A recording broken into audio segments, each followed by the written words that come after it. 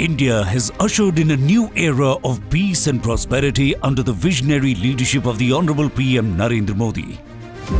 The last 8 years have seen India take giant strides towards achieving self-reliance in defence manufacturing.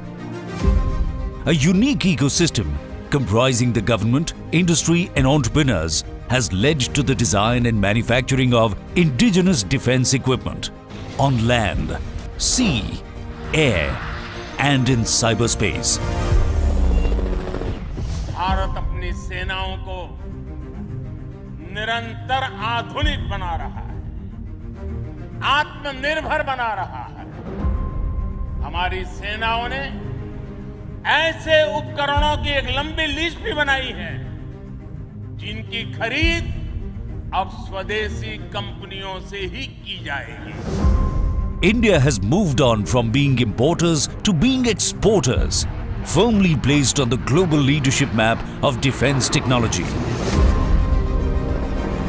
HAL is constantly contributing to the nation's resolve of Aatmanirbharta. HAL has made many remarkable advances by building next-generation combat aircraft and helicopters and utility helicopters.